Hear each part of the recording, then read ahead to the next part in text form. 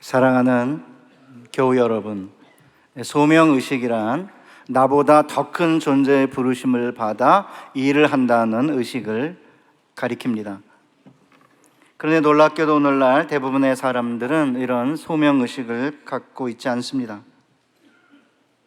특별히 소명의식을 가져야 하는 전문직 종사자들도 소명의식을 가지고 있지 않음을 이미 20세기 초에 영국의 유명한 작가 도로시 세이어즈라는 사람이 말했습니다. 의사들이 진료를 하는 주된 목적은 1차적으로 고통을 덜어주기 위해서가 아니라 먹고 살기 위해서다.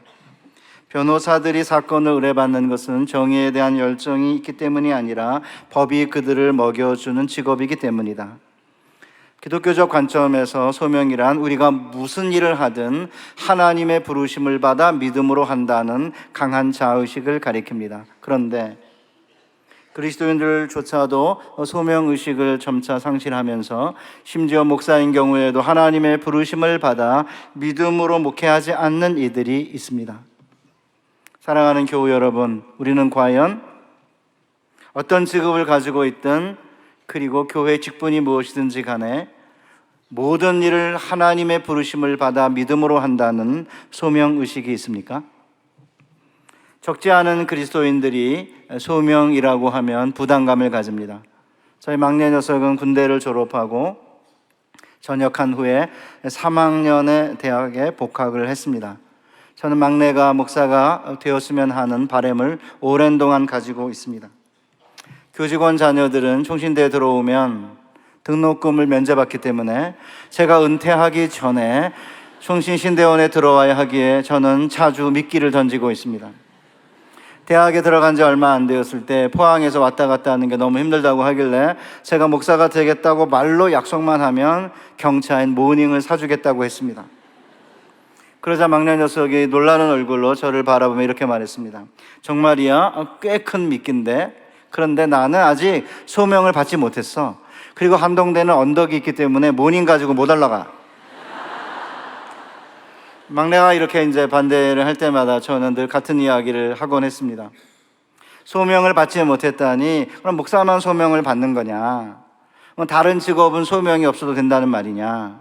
내가 소명을 받지 못했다는 말은 그냥 하기 싫으니까 소명 운운하는 거 아니냐? 그러면 아들 녀석은 아니 어쨌든 나는 소명을 받지 못했어 라고 잘라 말하고 거기서 대화가 끊어지곤 합니다.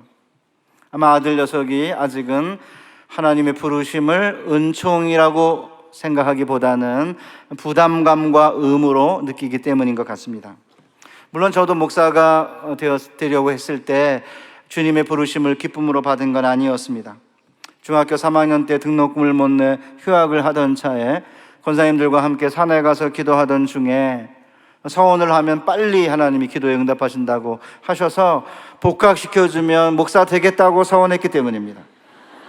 그러다 보니 소명이란 하나님의 위대한 계획 안으로 우리를 초청하시는 영광스러운 초대장이라는 생각은 해본 적이 없습니다. 그저 아무것도 모르는 15살짜리 아이를 궁지에 몰아놓고 억지로 받아낸 인생 포기각서로 느껴졌습니다. 후에 제가 신학교에 간 것은 서원을 지키지 않으면 죽을 것 같은 두려움이 엄습했기 때문입니다. 그리고 목사가 된 지 수년이 지난 후에야 비로소 하나님의 부르심은 은총이라는 생각을 가지게 되었습니다. 이것이 제가 막내 아들이 목사가 되기를 원하는 이유입니다. 그런데 이렇게 소명에 관한 이야기를 교우들과 아니면 식구들과 하다 보면 크게 두 가지 생각을 갖고 있음을 알 수 있습니다. 첫째, 소명이란 평생 지고 가야 하는 멍해와 부담이 아니냐라는 생각을 많이 가지고 있습니다. 그러나 신앙의 선배들은 소명이란 부담이 아니요 선물이 은총이라고 말합니다. 왜 하나님의 부르심이 부담이 아니라 소명과 은총과 선물인지는 이제 본문을 함께 살펴보면서 확인해 보도록 하겠습니다. 둘째, 소명에 대해 이야기하다 보면 많은 분들이 이미 직업을 택했고 그리고 나이가 들었는데 소명에 나와 무슨 상관이 있냐라는 질문을 던집니다. 그러나 소명은 직업과 1차적으로 연관된 게 아니며 젊은 사람들에게만 해당되는 것이 아닙니다. 모세가 120세를 살았는데 하나님의 부르심을 받은 나이는 80세로 한국인의 현재 평균 나이를 수명을 82세로 본다면 오늘날로 계산하면 모세는 54세의 부름을 받은 것입니다. 따라서 저는 이 시간에 우리의 직업이 무엇이든, 내가 늙었든 나이가 젊든 교회 직분이 무엇이든지 간에 주님이 우리에게 주신 소명이 무엇이며 그 소명이 왜 선물이요 은총인지 살펴보겠습니다. 그리고 모세를 부르신 하나님이 어떤 식으로 우리를 부르고 계시고 있는지를 함께 살펴보면서 하나님의 부르심에 민감한 삶을 사는 여러분과 제가 되시기를 바랍니다. 모세가 광야 서쪽으로 양떼를 인도하여 호렙산에 이르렀을 때 여호와의 사자가 모세에게 나타났습니다. 2절 상반절을 제가 직역해 보겠습니다. 여호와의 사자가 그에게 나타나시니라 떨기나무 가운데로부터 나오는 불꽃으로. 우리 한글 개역 개정 성경은 본문의 전치사를 장소의 전치사로 보아서 떨기나무 가운데로부터 나오는 불꽃 안에서 하나님 여호와의 사자가 나타났다 이렇게 되어 있지만, 이것을 본질의 전치사로 보면 떨기나무 가운데로부터 나오는 불꽃으로 여호와의 사자가 나타났다 이렇게 번역할 수 있습니다. 그런데 아직 모세는 여호와의 사자가 불꽃으로 모세에게 나타났다는 것을 알지 못한 채 떨기나무의 이상한 현상에 아마 이목이 집중됐던 것 같습니다. 그가 보니 떨기나무에 불이 붙었으나 그 떨기나무가 사라지지 아니하는지라. 떨기나무란 가시가 많은 작은 덤불 형태의 나무를 의미합니다. 그 때문에 굉장히 불이 잘 붙지만 동시에 손쉽게 사라지는 나무이기도 합니다. 그런데 이 떨기나무에 불이 붙었는데 떨기나무가 사라지지 않고 있었습니다. 3절을 보면 모세가 떨기나무에 불이 붙었으나 사라지지 아니하는 모습을 보고 내가 돌이켜 이 큰 광경을 보리라 라고 말하고 있습니다. 여기에 광경이라고 번역된 단어는 구약에서는 선지자들이 보는 이상과 환상을 가리키는 용어입니다. 그러니까 떨기나무에 불이 붙었지만 사라지지 아니하는 현상은 그저 모세의 이목을 집중시키기 위한 불꽃쇼가 아니라 하나님이 누구이신지를 보여주는 강력한 환상입니다. 그러면 타고 있는데 사라지지 아니하는 불꽃은 어떤 점에서 하나님을 보여주는 상징일까요? 우리가 다 알다시피 불은 닥치는 대로 앞에 있는 모든 것을 삼키는 강력한 힘입니다. 그래서 우리 한글어법으로 때로 화마라고 그러잖아요. 불화자에 마귀할 때 마자. 그러니까 불이 얼마나 파괴적인 힘이 있는지를 잘 보여주는 표현이 화마인데, 놀랍게도 성경은 하나님이 소멸하는 불이라고 말씀하십니다. 신명기 4장 24절에 내 하나님 여호와는 소멸하는 불이시오 라고 할 때 소멸한이란 단어가 먹다라고 하는 동사의 능동분사 형태예요. 그러니까 뭐죠? 잡아먹는 불이라는 거죠, 하나님이. 좀 전에 떨기나무가 불이 붙었으나 사라지지 아니하는지라고 했을 때 사라지지 아니하는지라에 사라지다는 동사가 사실은 먹다라고 하는 동사의 수동분사거든요. 그러니까 하나님은 소멸하는 불이신데, 그리고 불은 모든 것을 소멸시키는 건데 이상하게 떨기나무에는 불이 붙었지만 소멸되지 않고 있었던 거죠. 신명기 9장 3절에 보면 오늘 너는 알라 내 하나님 여호와께서 맹렬한 불과 같이 내 앞에 나아가신즉 여호와께서 그들을 멸하사 내 앞에 엎드러지게 하시니라고 했는데, 여기에 맹렬한 불도 소멸하는 불과 같은 단어인데 한글 번역자들이 좀 다르게 번역했습니다. 그러니까 하나님은 모든 것을 태워 삼키는 불처럼 그에게 대항하는 자들과 악인들을 불살라 멸하시는 소멸하신 분이라는 거죠. 그래서 출애굽기 14장에 보면 모세와 이스라엘 백성을 뒤따라온 애굽 군대가 홍해바다에서 수장당할 때 무슨 일이 벌어졌냐면 하나님께서 불과 구름 기둥 가운데서 애국 군대를 보시고 애국 군대를 어지럽게 만드셨다고 했습니다. 그러니까 하나님이 이스라엘을 인도하실 때 구름 기둥과 불 기둥으로 인도하셨는데 하나님이 그 불 기둥 가운데서 애국 군대를 보신 거죠. 따라서 하나님을 소멸하는 불이라고 성경은 정의하고 있는 것입니다. 이건 신약도 똑같습니다. 세례요한은 마태복음 3장 11절 이하에서 이렇게 선언합니다. 나는 너희로 회개하게 하기 위하여 물로 세례를 베풀거니와 내 뒤에 오시는 이는 나보다 능력이 많으시니 나는 그의 신을 들기도 감당치 못하겠노라. 그는 성령과 불로 너희에게 세례를 주실 것이요 손에 키를 들고 자기의 타작마당을 정하게 하사 알곡은 모아 곳간에 들이고 쭉정이는 꺼지지 않는 불에 던지시리라. 그러니까 우리 주님은 신약의 예수 그리스도 역시 불과 성령으로 세례를 줄 뿐만 아니라 쭉정이를 영원한 불에 던지시는 분이세요. 그래서 히브리서 12장 29절에 보면 바울이 우리 하나님은 소멸하는 불이심이라 라고 동일하게 구약과 마찬가지로 경고하고 있습니다. 그런데 모세가 떨기나무에서 본 불꽃은 소멸하는 불이 아니었습니다.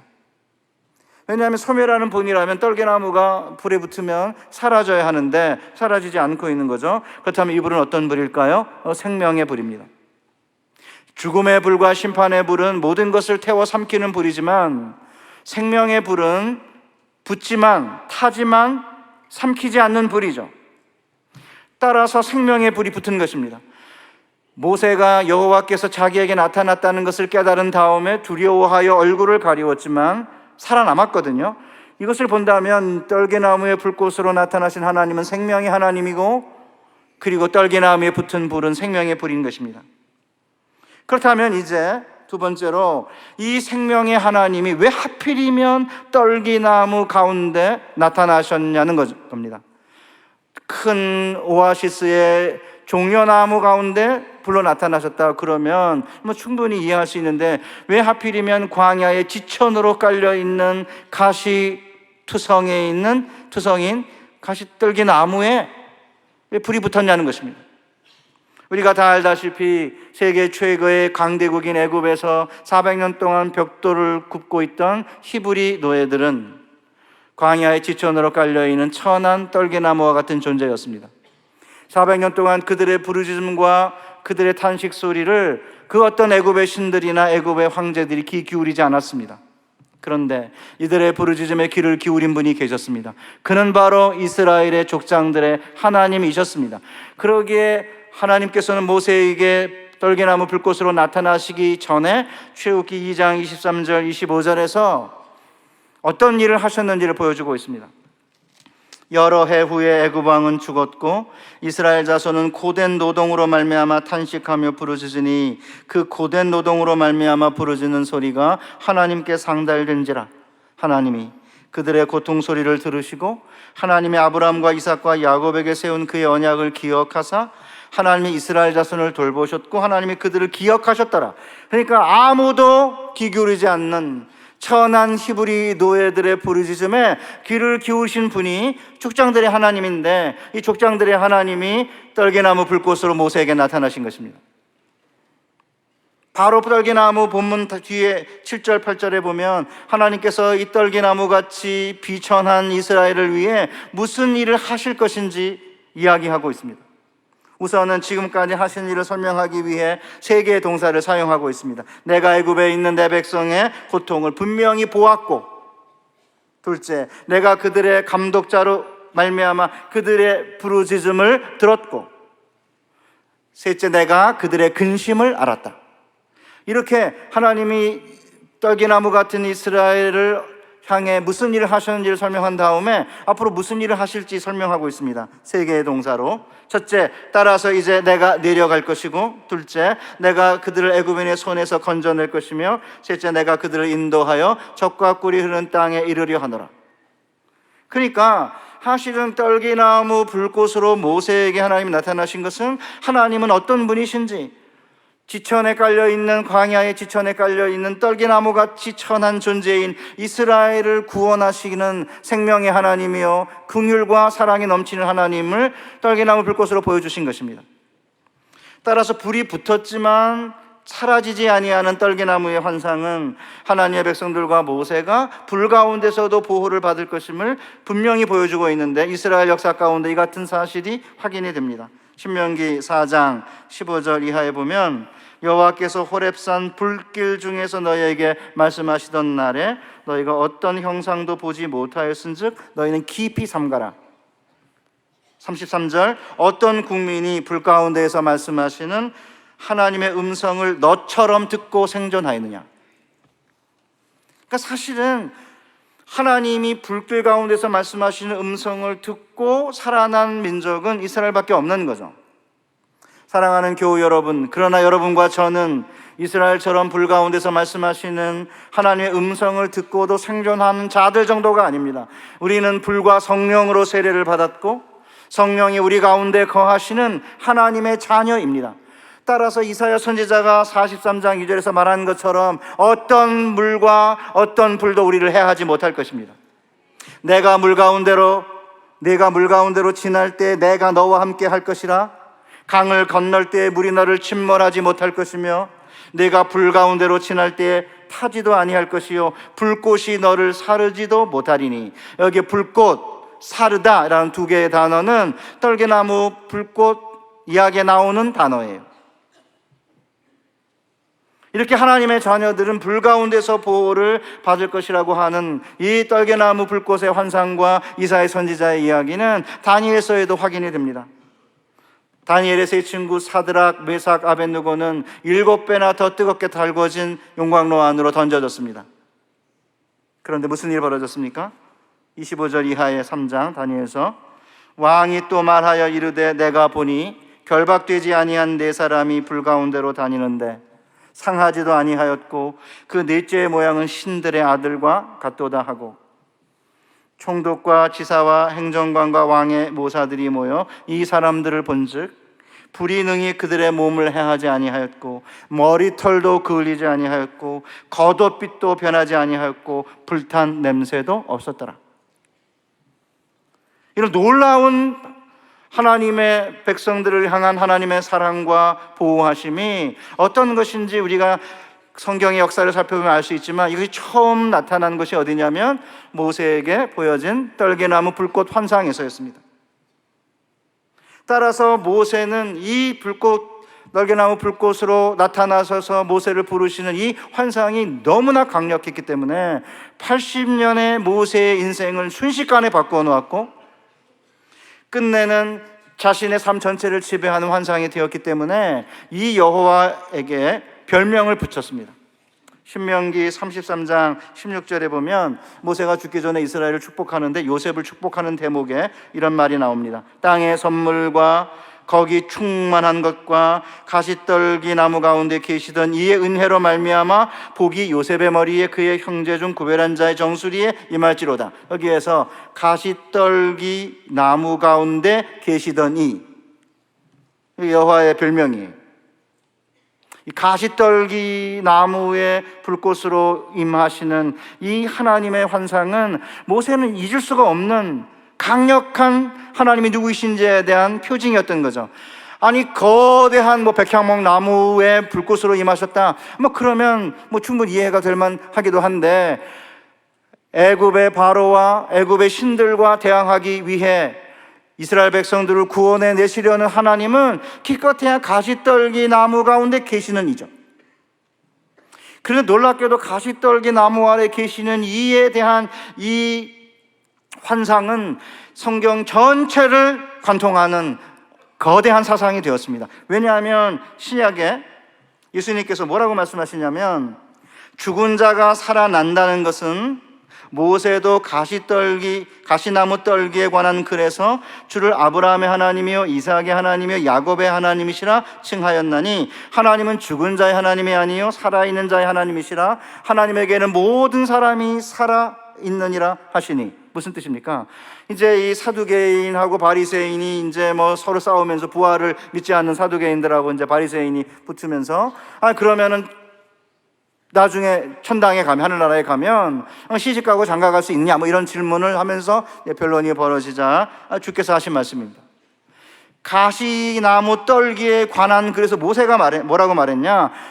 아브라함의 하나님이요, 이삭의 하나님이요, 야곱의 하나님이라는 건데, 하나님은 그건 무슨 뜻입니까? 하나님은 아브라함이 살아있을 때에는 아브라함의 하나님이었고, 아브라함이 죽은 다음에는 이삭의 하나님이었고, 이삭이 죽은 다음에 야곱의 하나님이었고, 그 말이 아니죠. 하나님은 죽은 자의 하나님이 아니라 산 자의 하나님이기 때문에 하나님이 아브라함의 하나님이라고 할 때에는 아브라함이 살아있는 거예요. 비록 400년이 흘렀지만 아브라함은 죽은 이삭의 하나님이 아니라 지금 살아있는 이삭의 하나님이라는 거죠. 그러니까 하나님에게는 모든 사람이 살았느니라 하시면서 끝내는 타지만 사라지지 않는 떨기나무의 불꽃으로 모세에게 나타난 이유가 뭐예요? 하나님은 생명의 하나님이고, 하나님은 부활의 하나님이신 거고, 하나님은 천한 떨기나무 가운데 거하며 끝내는 타지만 사라지지 않는 생명의 하나님으로 다가오신다는 사실을 보여주는 거 아닙니까?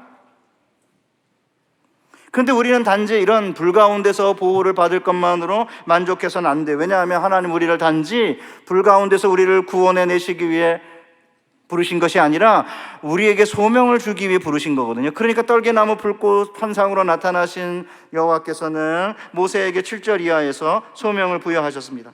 이제 가라. 이스라엘 자손의 부르짖음이 내게 달하고 애굽 사람이 그들을 괴롭힌 학대도 내가 보았으니 이제 내가 너를 바로에게 보내어 너에게 내 백성 이스라엘 자손을 애굽에서 인도하여 내게 하리라.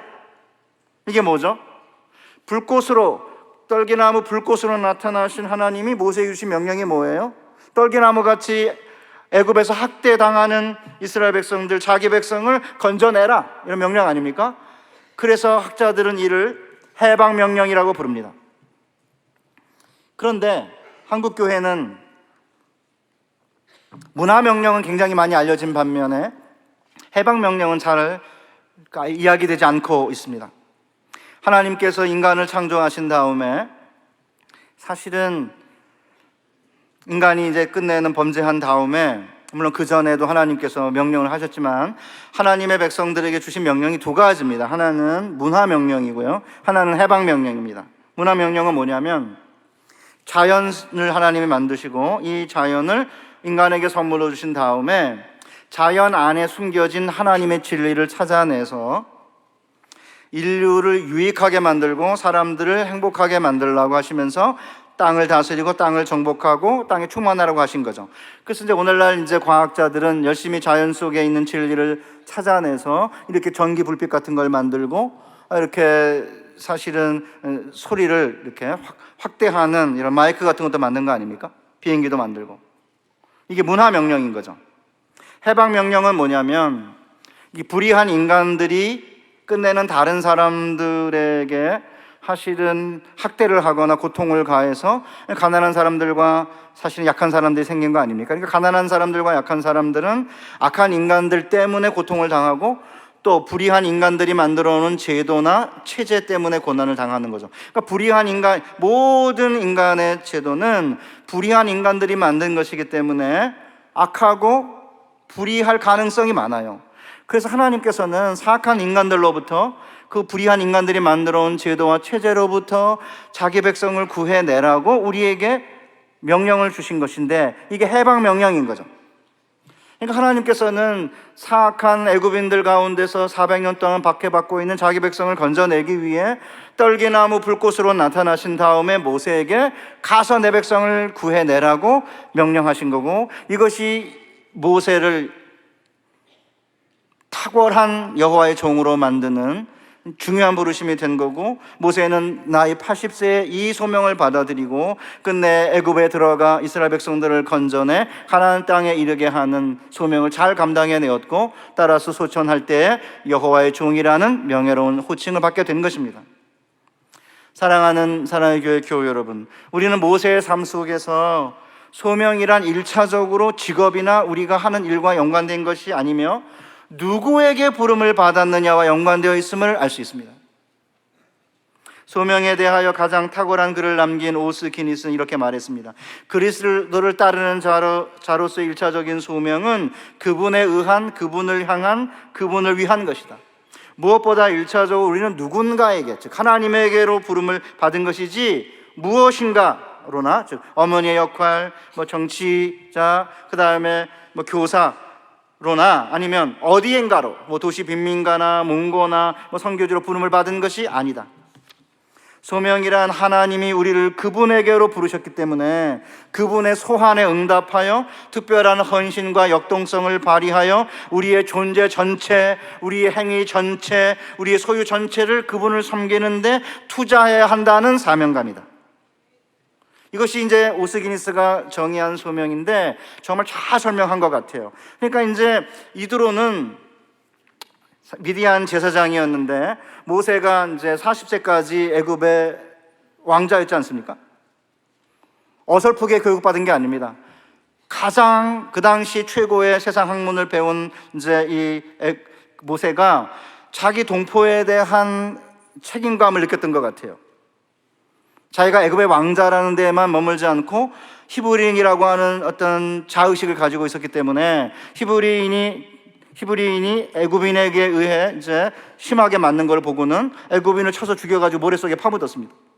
그 다음날 나가 보니까 동족 히브리인들끼리 싸우는 걸 보고는 그 가해하는 사람에게 그렇게 하지 말라고 이제 야단을 치니까 이제 이 친구가 아니 언제 네가 우리의 재판장과 주관자가 됐느냐?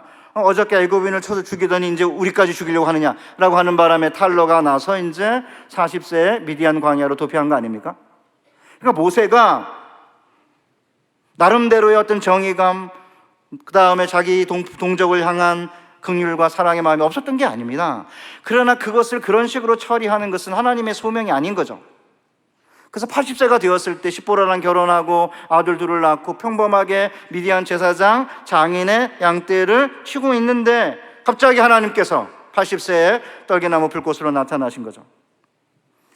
결국 모세가 존재 전체를 하나님께 드리게 된 것은 떨게나무 불꽃으로 나타나신 하나님을 만나고 하나님으로부터 부르심을 받았기 때문 아닙니까?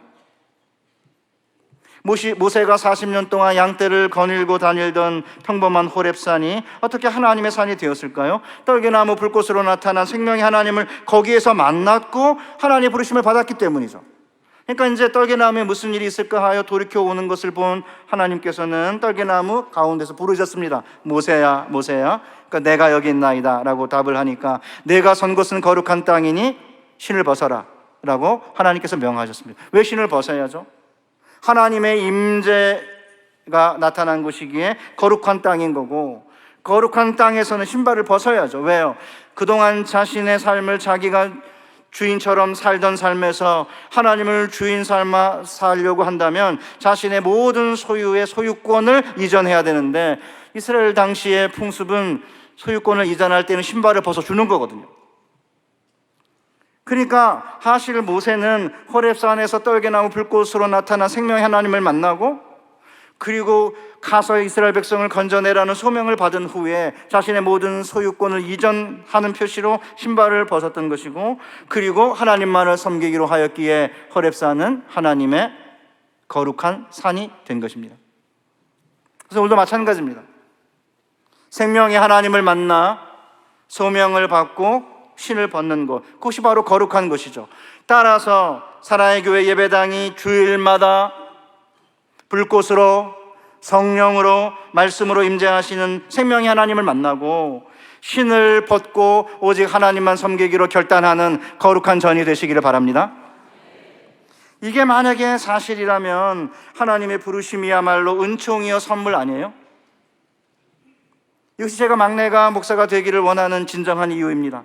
아내가 언젠가 저한테 한국교회 앞날이 밝냐고 묻더라고요. 그래서 제가 사회학자들의 말에 의하면 450만, 400만까지 기독교 숫자가 줄지 모른다고 그런다.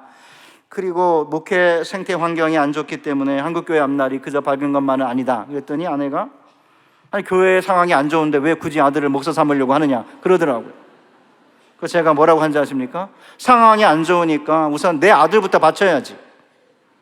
그랬더니 그냥 우리 권사님 아멘 하셨어요. 자기 아들 아니라고 지금. 근데 제 아내는 그냥 가만히 있었어요. 아무 말도 않고 더 이상. 아마 요새 제 아내도 목사 되기를 원하긴 합니다. 사실 제 아내, 물론 거기까지만 하고 대화가 멈췄지만 소명이란 하나님의 위대한 일에 초청을 받는 영광스러운 초대장이라는 생각에 하나님의 부르심을 받는 것은 은총이라는 생각이 제 안에 더 깊이 깔려있기 때문입니다.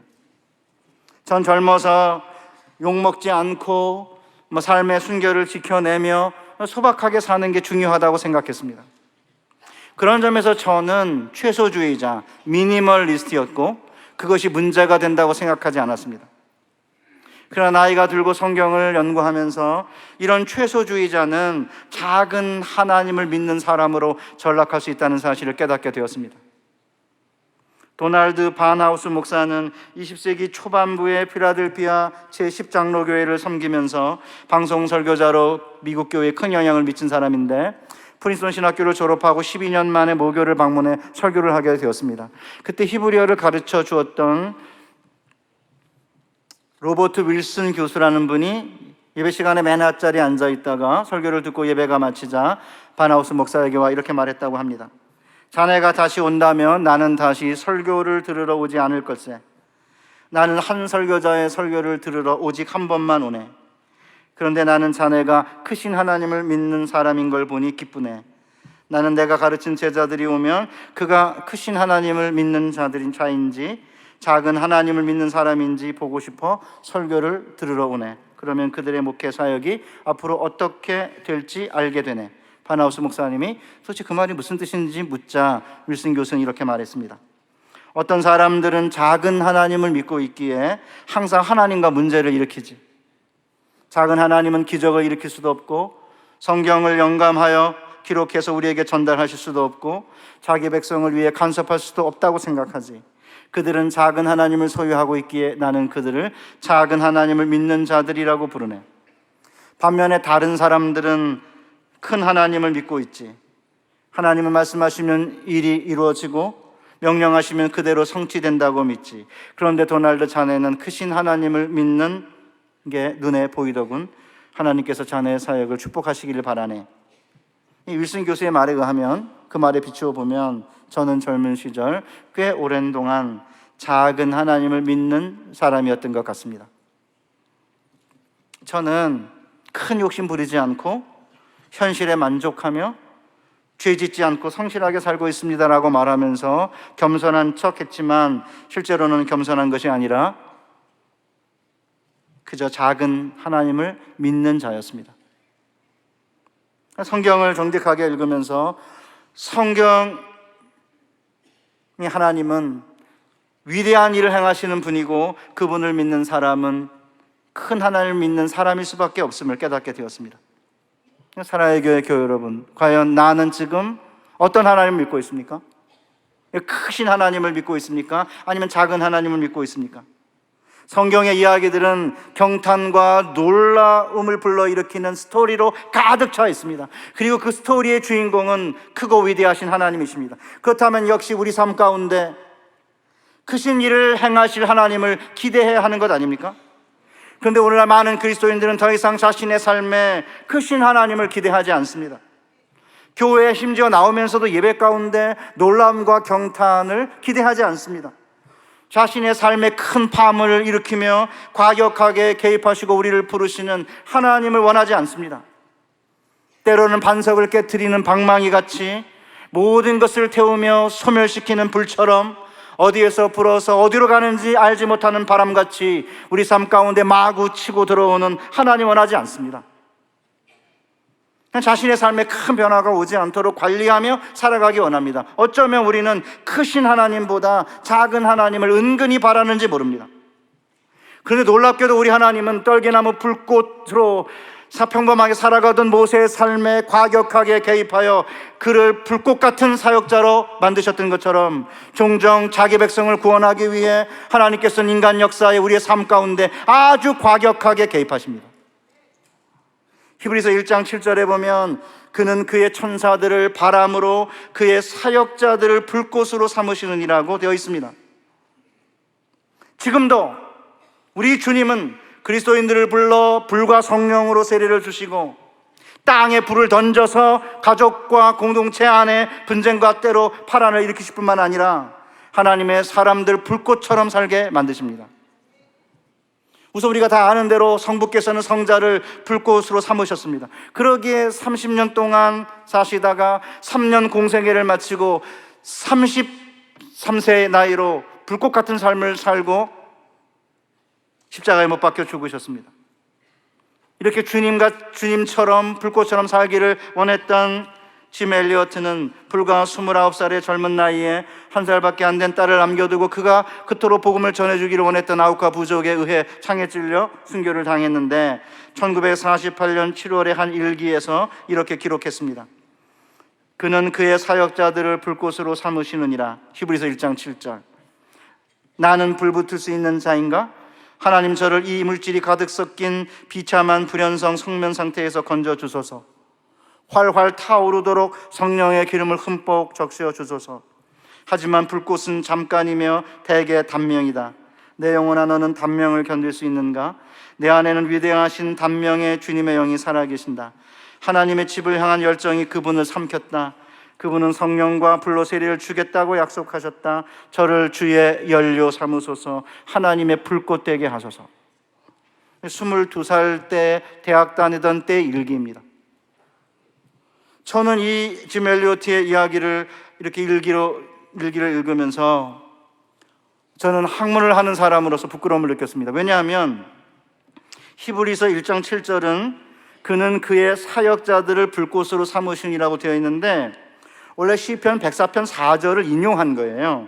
시편 104편 4절은 어떻게 되어 있냐면 바람을 자기 사신으로 삼으시고 불꽃으로 자기 사역자를 삼으시며, 그러니까 불꽃으로 사역자를 삼는다 이렇게 되어 있는데 시편은, 히브리서는 거꾸로 그의 사역자들을 불꽃으로 삼으신다 이렇게 되어 있습니다. 그러니까 목적어가 두 개인데 히브리서는 사역자가 먼저 나오고 불꽃이 나중에 나와요. 그런데 시편은 불꽃이 먼저 나오고 사역자가 나중에 나와요. 그러니까 이제 학자들이 이게 하나님이 불꽃이라고 하는 자연현상을 가지고 자기 사역을 행하신다 그렇게 이제 그 시편에는 되어 있는데 왜 히브리서 바울 기자가 이거를 바꿔가지고 이거 불꽃 사역자로 불꽃 삼았다고 했다. 그래서 뭐가 더 맞느냐 계속해서 논쟁하고 있습니다. 저 이거 계속 들여다보다 열받았습니다. 뭐 어쩌란 말이에요. 22살 먹은 짐 엘리어트는 히브리서 1장 7절을 딱 읽는 순간에 그의 사역자들을 불꽃으로 삼으신다는 그 말에 완전히 사로잡혀가지고 과연 나는 불 붙을 수 있는 잔지 이물질이 가득 섞여가지고 불을 붙여도 불이 안 붙는 성면인지 이거를 고민하면서 하나님 활활 타오르도록 성령의 기름을 흠뻑 적셔달라. 그런데 불꽃은 단명이잖아요. 불꽃은 타다가 순식간에 사라지는데 그렇다면 내 영혼은 단명을 과연 견딜 수 있느냐. 그러면서 하나님 나를 연료로 삼아주시고 하나님 불꽃으로 삼아달라 이러고 22살짜리 젊은 청년은 아우성을 치고 있는데 학자들은 앉아가지고 목적어가 두 개인데 이게 앞에 게 이게 지점 목적어 이게 간접 목적어냐 뭐냐 이거 좀 논쟁하고 있잖아요. 결론이 없어요. 어차피 목적어가 두 개면 사역자를 불꽃으로 삼는다고 할 수 있고 또 불꽃을 사역자 삼는다고 할 수 있어요. 양쪽 다 가능해요. 그 사실은 더 중요한 건 뭐냐면 성경 말씀이 오늘 우리에게 무엇을 말씀하시고 우리에게 무엇을 하기를 원하시는지를 집중하면서 그렇게 살려고 하는 열정으로 읽어야 되는데 앉아가지고 이게 목적어가 두 개인데 뭐가 뭐냐 이거 하고 있으니까 저도 하루 종일 들여다보다 확 열받았습니다. 그리고는 짐 엘리어트를 만나고 짐 엘리어트가 불꽃 요거를 딱 일기에 이야기한 것을 제가 오늘 스크랩을 해놨다가 이렇게 연결이 딱 되는 순간에 갑자기 너무 창피한 거죠. 사랑하는 우리 사랑의 교회 여러분, 뭐가 중요합니까? 하나님 불꽃으로 우리에게 지금도 나타나시고 불과 성령으로 우리를 세례를 베푸시고 그리고 성령으로 우리 안에 악한 것들을 소멸하시고 성령을 우리의 기름 붓듯 하셔서 우리로 하여금 사실은 불꽃같이 살라고 우리를 부르신 건데 그런 고민과 그런 열정을 가지고 주님을 섬길 생각은 하지 않고 그냥 문자 가지고 이렇게 해석하다 보니까 이제 남은 게 없는 거죠.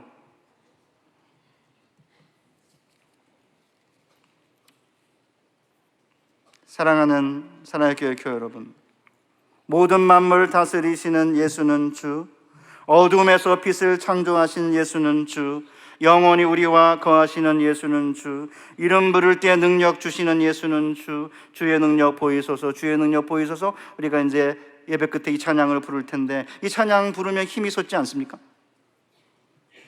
어둠에서 빛을 창조하신 주님이 불꽃 가운데 우리 가운데 임재하시고 우리를 불로 성령의 불로 깨끗하게 하시고 우리에게 능력을 베풀어 주셔서 우리로 하여금 그의 사역자로 불꽃 같은 삶을 살게 해주시겠다고 약속하신 것이고, 그렇게 살아갈 때 우리의 소망이 되어주시고 우리의 구원의 능력이 되어주시고 우리가 은사로 끝내는 이 일을 감당할 수 있도록 도우시는 분이라고 하는 사실을 우리가 찬양하며 그분 앞에 고백할 때 우리 힘이 되지 않습니까? 따라서 우리는 우리의 소명을 잘 감당한다면 주님께서 우리에게 능력을 보여주실 것이라고 하는 사실을 믿고 주의 능력 의지하며 경건함과 두려움으로 우리에게 주어진 소명을 잘 감당해야 합니다. 그렇지 않으면, 소명을 잘 감당하지 못하면 하나님이 소멸하는 불로 우리에게 다가오신다고 바울서신은 이야기하고 있습니다. 히브리서 12장 28절 29절에 보면, 그러므로 우리가 흔들리지 않는 나라를 받았은즉 은혜를 받자 이로 말미암아 경건함과 두려움으로 하나님을 기쁘시게 섬길지니 우리 하나님은 소멸하시는 불이심이라. 그러니까 우리가 경건함과 두려움으로 우리에게 맡겨진 하나님의 나라를 은혜로 받은 다음에 하나님을 기쁘시게 섬기지 않는다고 한다면 끝내는 이 불이 소멸하는 불로 우리에게 다가오신다는 것입니다. 따라서 이제 그리스도인 의사들은 먹고 살기 위해서가 아니라 병을 고치고 영혼을 그리스도께 인도하기 위해 의료행위를 해야 합니다. 기독교 법조인들은 밥벌이를 위해서가 아니라 불의를 당한 이웃의 고통을 들어주고 하나님의 정의를 회복시키기 위해 법조인의 역할을 감당해야 합니다. 기독교 기업인들은 단지 돈을 많이 벌기 위해서가 아니라 사람들의 삶을 풍요롭게 하는 이 문화명령을 잘 감당하기 위해 기업활동을 해야 합니다.